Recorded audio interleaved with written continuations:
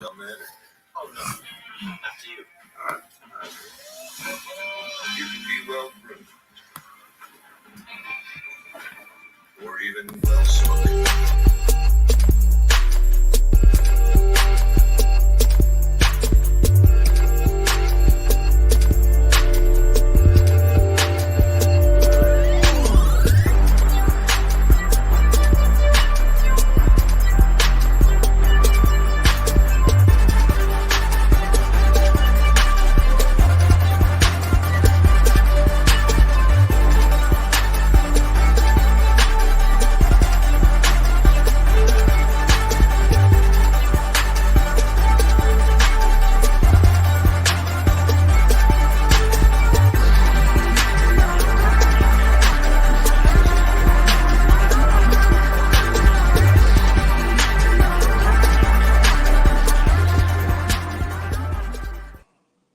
Two men, and you can only choose one.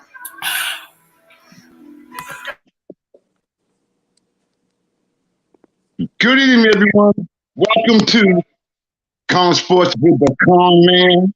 I am your host, the Con Man, on the Empire Sports Network. I have with me a very special guest this evening, and that would be my friend of over 50 years, my man David Lato. David, how you doing, my friend? Oh, my man, Michael, it's so good to hear from you. Great talking to you. Happy that you invited me on. Well, David, it's an honor and a pleasure to have you on the show, and I want to let those who do not know anything about you, can you give a little bit of what your grind has been? I don't know, since you've been 12 years old, and you're calm. Yeah, we can go as far back as you and I in our early teenage years, growing up together, south end of New Bedford, kindred spirits, connected through family, connected through basketball, understanding how important it was to you, to me, and to others around us, and getting started in the game as a young guy. And I just asked this question to my sister this past weekend. What, as young Cape Verdean kids, you just don't know what you don't know about the rest of the world. And, as tall as you are, as tall as our friends were, I never knew I would grow to be 6'7". That was unusual. And what would happen if I didn't? But the fact that God blessed me with my size allowed me to be pretty good in basketball and get a scholarship, and it started my journey in basketball that has carried me from 13 years old until now at 62. So I've been to a lot of places. I've experienced a lot of things, both good and bad. I've met a ton of people. I've traveled the world. And one, because I was blessed with this height, and I figured out how to make it work on the basketball court. And so the journey has been great. I'm blessed beyond any dream that I could ever have had. And here I am, it being my life's work and providing me with a family and some things, as I mentioned, I could never have dreamed of. But started in New Bedford in the South End, Holy Family High School, Northeastern University, into coaching after that at Northeastern, and several other stops along the way: Connecticut, DePaul, Virginia, Missouri, places that are iconic in this game of basketball. So I'm just blessed to be on this ride that God has provided me. Some stretch, your song yourself a little short, because can you still tell the story of how when you after you graduated from Northeastern and you was asked by Jim Calhoun to become an assistant coach? Tell that story. Yeah, so it's a funny story, and while I was at Northeastern, didn't know at the time what Jim Calhoun meant to college basketball, and knowing that I was playing for him. And I thought I was a pretty good player. I wasn't the best player by far. We had 2 NBA players on our team at Northeastern, which was rare. Graduated or finished playing in 1982. I had a year left to go on my degree because it's a 5-year university. I decided at that time, because my mother wanted to see a degree in my hand, that I would go that 5th year and not, chase a basketball dream and go to Europe or do whatever. So I stayed around the team, graduated, and then I moved to California, which is where my family was living at the time. that's where the hard times came, because I thought as a college basketball player and going to the NCAA tournament and being ranked that, things would come and be put on my lap. Little did I know that I would be humbled beyond belief. I slept on my mother's floor for a year. One day I was working second shift. I got a call from Coach Calhoun and asked me if I was interested in coaching, of which I had never really thought of. But because at that time I didn't have any prospects for a whole lot of meaning to my professional world, I jumped at the opportunity. I called him right back and said, yeah, I'd love to do it. He flew me to Boston, and on June 15th, 1984, I started my journey. And I attached myself to Jim Calhoun, who was an extremely dedicated and hardworking coach. And I said at that time, I'm not going to let anybody outwork me. And stayed there for 2 years before we went to UConn. So it's a story of endurance. It's a story of opportunity. It's a story that I didn't know in college that I was setting myself up for, because he could have picked a lot of guys that he would want as an assistant coach. But, through assistant coach at the time, Keith Motley, they thought I had what it would take, emotionally and all the other things that I didn't know about myself. And so I took that opportunity and I ran with it. And Dave, after that, you went to UConn and talk about your journey with the NCAA championship. Yeah, Mike, that was another unique story because, for those who don't go back that far, 1986, the Big East Conference was less than 10 years old. It was about 7 years old at the time. And the kingpins of the Big East at the time were Georgetown, St. John's, Syracuse, Villanova, Providence College. You named everybody, but you did not name University of Connecticut. We started at the absolute bottom. There were 9 teams. We were either 8th or 9th every year. So we had to build it from the ground up through some hard work, some recruiting, and just trying to uncover as many rocks as we can and do it in a certain way. So, we fortunate that we had a couple of guys there at the time that were pretty good. Cliff Robinson, God rest his soul, was an NBA talent who, as a sophomore, kind of helped us get the thing started. And then, we added some pieces. Tate George was there, who became an NBA player. Steve Peichel, who's now the head coach at Rutgers University. And then we started adding pieces, Chris Smith. And by the second year, we won the NIT, which at that time was huge. And in our fourth year, we finished first in the Big East. And it was a tremendous year, called it the Dream Season, which led us to the Final 8. A shot by Christian Laettner at the buzzer got us beat.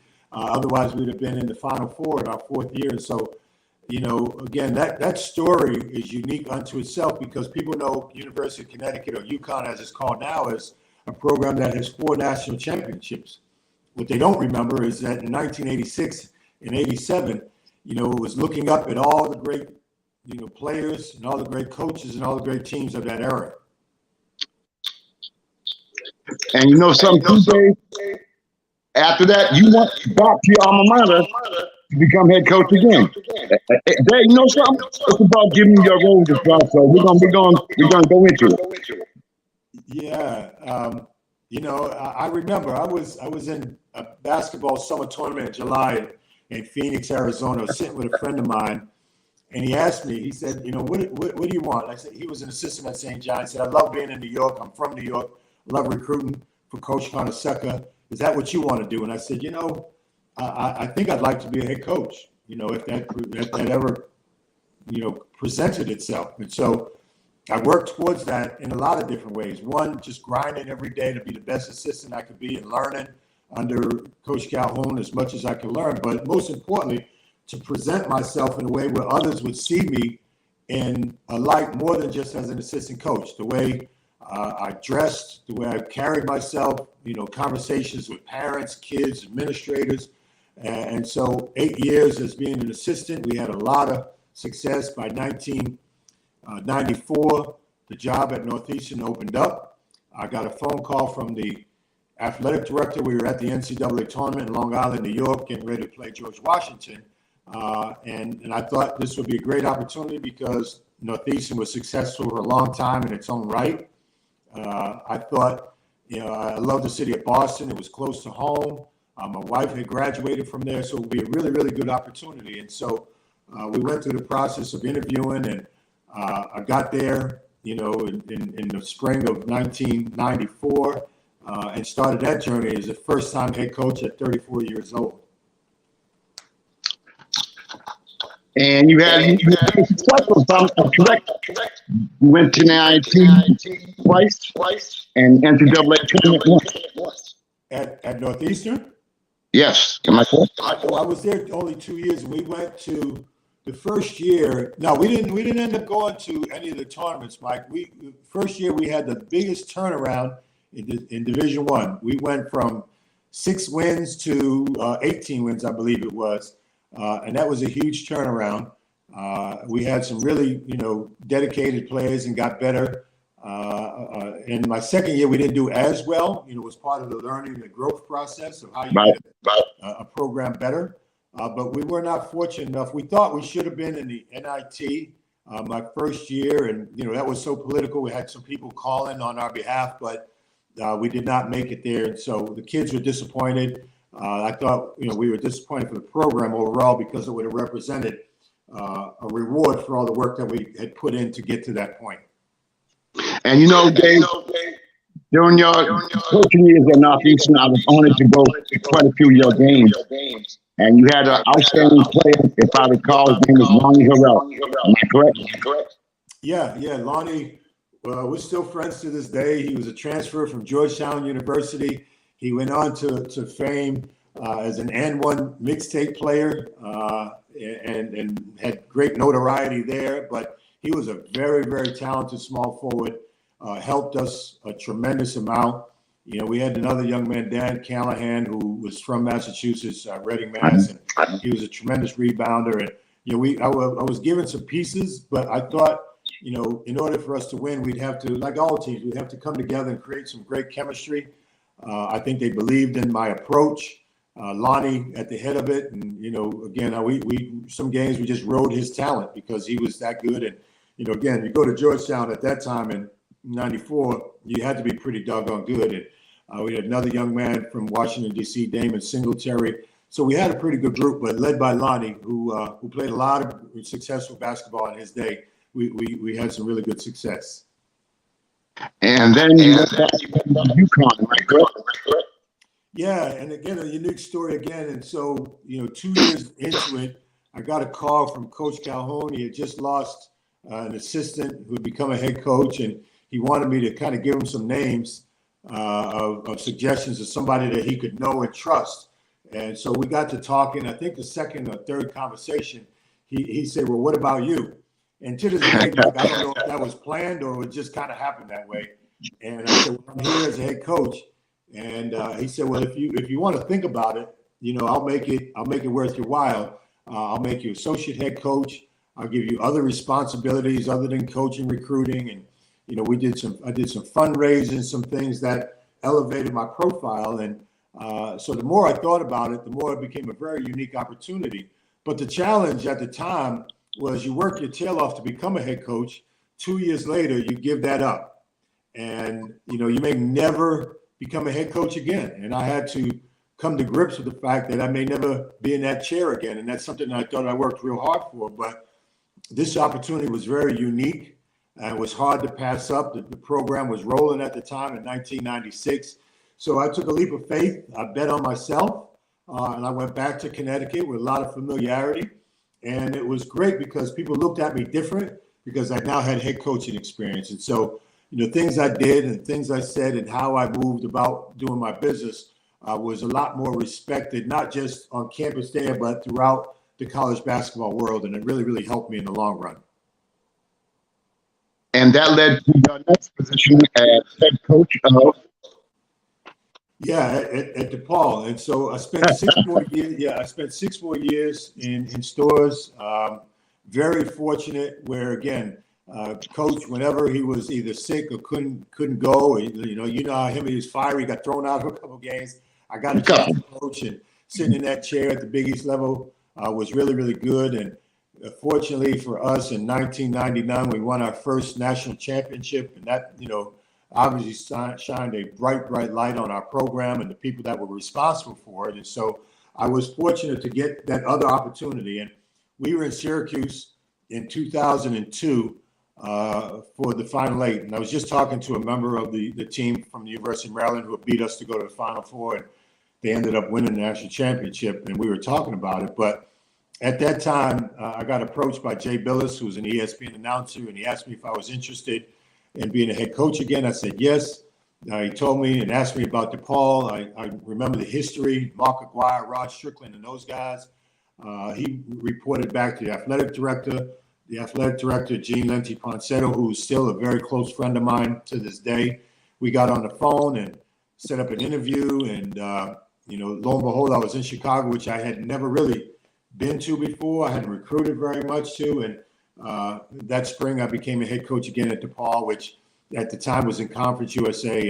And that was a great journey, for the time that I was there as well. And where did it take you after that? So 3 years there, Mike. First year again was a learning process. We went to the NIT. We were good. Second year, we were tied for the Conference USA Championship. Went to the second round of the NCAA tournament, and that league was really good at the time. Bob Huggins was there at Cincinnati. Rick Pitino was there at Louisville. Bobby Lutz was there at Charlotte. You had a number of coaches. Mike Anderson, who's the St. John coach now, he was at University of Alabama at Birmingham. So there was a real high level of coaches. So you had your work cut out for you each and every night. But we were fortunate to be co-champs of that league, go to the tournament. Ironically, we lost to Connecticut in the NCAA tournament. My third year, we went back to the NIT again. And so I created a pretty good buzz in Chicago about what we were doing. And in 3 years' time, the door started knocking on some other jobs, of which I wasn't really looking for, but they came my way. And that's when I left there after 3 years to go to the University of Virginia. Now, but you didn't talk about, Dave, if I'm correct again, you had one of the very first African-American athletic directors.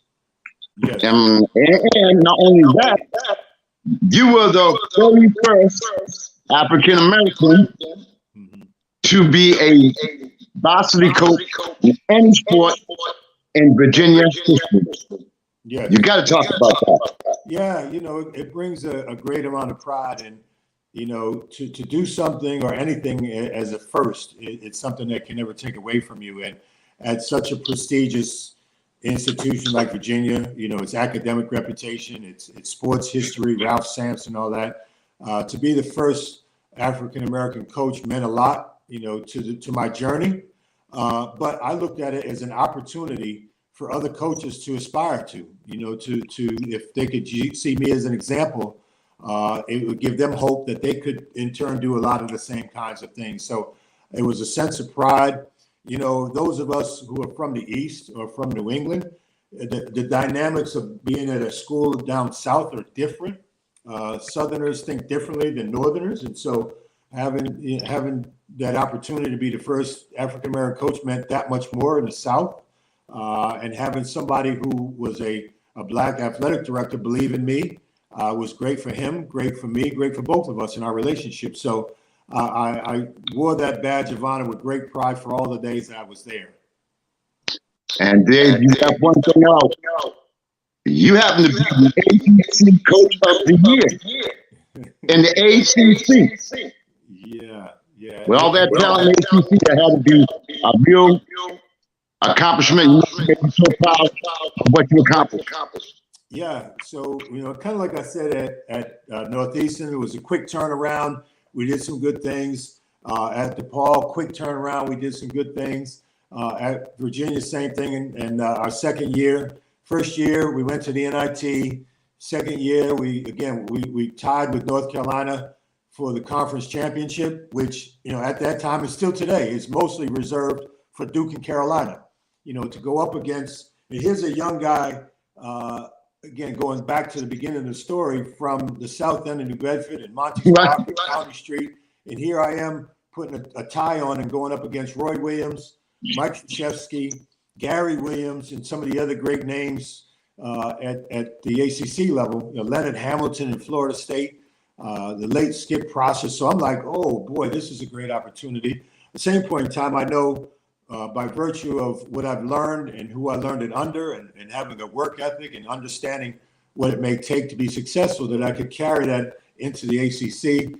Very fortunate that it worked in my second year. And so we were really, really successful. We were a 3-point shot away from making it to the Sweet 16. It just bounced off the front of the rim. I had 2 really, really good guards to play with, but it was a very enjoyable year that year. And in my time at Virginia, the 4 years, it was very enjoyable as well. So I look back upon it with a great amount of pride, the things that went well and the things that didn't go so well. And where did it take you after that? So 4 years in, and this is, again, a story of triumph and tribulation. I was relieved of my duties. We had 3 winning seasons. We had a lot of injuries. We had my 4th year, we had the ACC Freshman of the Year in Sylvan Landisberg. We had Mike Scott, who had gotten hurt, who just finished up in the NBA after about 12 years. So they decided to go in another direction, which is their choice. At that time, after grinding in this profession, which is it's a daily grind, 365 days out of the year, from 1984 all the way to 2009, I thought I needed a little bit of a break. You visited Virginia, so you saw the atmosphere and all those things, what comes with it, both good and bad. So I had a property in Virginia Beach. I went down there and kind of relaxed a little bit. I wanted to rebalance myself and get a restart on my personal and my professional life. And it actually ended up being the best thing that ever happened to me, because it cleared some foggy things that were hindering me from moving forward in my life and being a better version of myself, both, as I said, personally, as a family man, things that I was going through spiritually, and then professionally as a coach. So I did that for a little while. Then I moved to Portland, Maine to coach the Maine Red Claws, which is now the Maine Celtics. I wanted to give the professional ranks a try. I went up there for a year before I came back to college and became an assistant again at the University of Missouri. And then you went to Tulsa. Am I correct? Yeah. Two years at Missouri. The coach at the time, Frank Haith, had made a decision to leave Missouri and go to Tulsa. He asked me to go with him. Again, that relationship and how you present yourself became important. I went to Tulsa. I was there for 10 months. And a unique story about that, I was at a junior college championships in Kansas, and a friend of mine came up to me, and he was at DePaul at the time. He had just got let go, and I said, "How you doing? How's the family holding up?" And we started talking, and he made a joke. He said, "You were there some time ago, and you were the last coach to take a team to the NCAA. That's unique. Would you be interested in doing it again?" And I laughed, because not only you never get a chance to coach at the same place twice, but if you've been fired, which would happen to me at Virginia, you have this mark on your forehead of being tainted. And then if you're a person of color, it really is a stretch. So I laughed it off as a joke, and he said, "Do you want me to inquire about it?" I said, "Sure, you can do that." And I think the theme of this whole thing is relationships. And so he went to the AD, who was the same AD that I worked for the first time. She called me 2 days later. We laughed, we joked, we talked basketball, we talked life, we talked family. 5 days later, I was in Chicago being named the head coach at DePaul again. And so now it's 2015. I had left there in 2005, so it was 10 years in between. And going back to Chicago, which I love the city, I love the university, and the people there was an extension at the time of my career, my age. They want, most guys getting jobs these days are, in their mid 30s or 40 years old. And I was in my mid 50s at the time. And so, it's a blessing from God that I got that opportunity. It's a lesson learned to those who want to coach or in coaching about building relationships, and you never know what comes back to you. So I was happy to go to DePaul for the last 6 years, and I left there 2 years ago and came here to Atlanta to coach at Overtime. Now, can you explain what you're doing now, presently, as far as you coaching? Yeah, so I was in Chicago. I was going back and forth to Virginia, getting ready to go back to Virginia, kind of set my next path to my personal and professional life. And again, relationships. I go back to that same thing. Kevin Ollie, who I had recruited as an 18-year-old from Crenshaw High School in Los Angeles, we'd maintained a friendship and relationship over 30 years. He got named the head of basketball operations at a new basketball venture, a new basketball league called Overtime Elite. Overtime, for those who don't know it, is a social media content company that goes, in basketball gyms all over the country, all over the world, and just creates streaming opportunities. And they wanted to get into this world of high school basketball, and where you just, take guys from different places around the country, elite level players, and you bring them to Atlanta, and you train them and coach them, you educate them, and you hopefully produce pros out of it. And so he asked me if I would join him.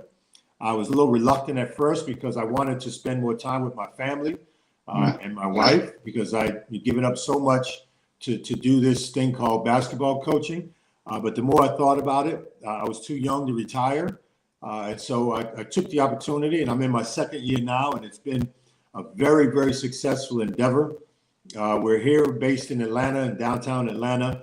We built a $30 million facility, 100,000 square feet. We educate them. They have academics every day. It's just a different pathway than college. That's how it's created. And this year, our second year, we actually have given some of our new kids scholarships, so now they can go from Overtime to college or to professional ranks, whichever they choose. And so it's worked out really well. For me personally, being around Kevin has been a godsend. He's a wonderful human being. Like my journey, he's been through the highs and lows. He won a national championship. He got fired very publicly. The team was put on probation. Triumph, I ended up, suing to get his money and was awarded, a king's ransom. But he's a very spiritual, grounded young man, and we've grown together in a year and a half. And I couldn't be happier where I'm at being involved with teaching young kids every day about the game and teaching them about life, being on the court. It keeps my spirit young, and I'm having a great time. What a journey you have been through, my brother. What a journey. From New Bedford, Mass, South End, to all that you accomplished. I think it's a tribute to you, your family, your upbringing, and you have a hell of a family, and I know that grounded you. And what I'd like people to know is, even though throughout all the successes you've had, you've always maintained that humbleness and your caring for others. And we go back over 50 years. And at the end of the day, Dave, I'm going to keep it real with you. I don't care if you picked up garbage or you're a street sweeper. It don't matter. I love you for who you are, and I always will. But I'm happy that you're doing what you're doing right now. And I'm going to let you know something real quick. What I've been doing lately is I'm trying to do my little focus on the Big East, when the Big East was the Big East. Next week, I got Tony Poon on my show. I've had Gene Smith from Georgetown. I've had Mike Davis on. I got Troy Brown coming on. So I'm trying to do my thing about the old Big East when it was the Big East. So I'm looking forward to doing that. But it's been an honor talking to you, Dave. And it's emotional. I'm almost in tears right now. And the fact is, you and the guy who I had the opportunity of interviewing right before he passed away, which was Sam Jones. Yeah. That was like the most intense thing I've ever been through. And the network has given me the opportunity to write an article about the great Bill Russell. So, I'm in my element. I'm in my element. And the fact is that this network has given me the platform to do what I enjoy doing. So I'm honored to be able to do this. And I'm honored to have you on my show. I wish the technical difficulties were a little bit more better, but we're going to work on that. Yeah, we got it. Again, I'm honored to have you on the show. No doubt. Michael, this business, or a lot of business, when you have some success, can do two things for you. It can inflate your ego and think that you've done a lot of things, or it can humble you. I'm just a byproduct of having a lot of help from a lot of people. And I think if I have any strength, that I became a good listener. And I, you know, the foundation of hard work and dedication is not lost on me. My mother taught me that. You know, Peter Brito taught me that. All the people in my life in my early years taught me the value of hard work and relationships. So I chose the humility route, and I remain that way. I had dinner, and you know, put your seatbelt on because I want to tell you this. I had dinner 2 weeks ago with Dr. J. Right, so he's one of my three idols in this world: Dr. J, Kareem Abdul-Jabbar, and Muhammad Ali. And I told him that story. I had met him before. I had met him last summer. We honored him at a banquet that I was part of. But I got a chance to sit with him with three other people for 2 straight hours and listen to him tell stories of UMass, of Long Island, where he's from, Virginia Squires, all the things you remember, you know, the New Jersey or New York Nets and Long Island, and ultimately the Philadelphia 76ers. So, you know, that was a thrill of a lifetime for me. And I've been blessed to be amongst and with some of the great people in basketball, whether you knew them or not. And I always remember where I come from. And so it started at Monty's Park. It started with being around Michael Consacio and Eric Brito and Donald Tavares and all the people that are near and dear to my heart. And if I remain humble, which I've tried to be, then I know where I came from and I know how it started. And without that start, there would be no today. And so I owe it to my friendships. I owe it to my journey, the people that I've met that have helped me along the way, because I certainly could have not done any of this on my own. And so I'm really, really proud of the people that I've been around in my lifetime. Well, you know, Dave, a lot of people from New Bedford tune into my show. Is there anything you like to say to the people of New Bedford? You know, after all these years, New Bedford is not a place known like New York City or LA or Chicago or Houston for producing great talent, athletically or otherwise. But if you have a dream, which I think everybody has, one, you have to believe in that dream. Don't let anybody tell you you can't do whatever your dreams tell you want to do. But then you got to have a follow-up plan. You know, if you're driving from New Bedford to Florida, you got to put that GPS in, and you have to have a GPS for your life, where you want to go and how you want to get there. And most importantly, Michael, you know, the work that's entailed. I think this basketball is a very enticing business, but most people don't understand the work that goes on. At the moment of truth, when when the rubber hits the road, whether you're going to make it or not, what you've done in the dark comes out in the light. And as many good things have happened to me over the years, there's been many more nights and days where I've been really humbled. You know, driving 6 hours from Boston to Philly and back. You know, taking a back seat for this, that, and the other. Losing, being a head coach that's been fired. All the things that would, you know, set you off your goal and your path. But nothing was going to stop me from my dream. And even more importantly, nothing would ever stop you from putting your work in every single day. That's the separator. The hard work and the dedication physically and emotionally and what you want as your goal. And when you do it, you'll be surprised at what can happen. And I think there's more people that, whether they're from New Bedford or not, but more local, that can do some tremendous things. And I can see it blossoming in front of my eyes that young people are working harder to realize those dreams. And basketball is a wonderful profession. I've never worked a day in my life. It keeps me young, and it's because the journey, although hardworking, has been a realization of my dreams. Couldn't say any better than that, my friend. That is awesome. Again, Dave, I want to thank you from the bottom of my heart for coming on my show. I know you're a busy man. Come out to spend some time with me. I would like to have you back on when this technical stuff gets a little bit better. But again, I thank you for coming on my show. May God bless you. I will keep in touch. And I want to thank everyone for tuning in to the Sports Empire Network on Conman in the Corner. And stay tuned next week. We're going to have Tony Cooley. And David, thank you for everything. My brother, love you to death. May you have a great night. God bless. Love you too. Let me know if you ever need a co-host, my man. I'm always available. Love you, my man. All right. Thank you, my brother. I may take you up on that. Have a great night, my brother. Peace. All right. Take care. Peace out. Thank you.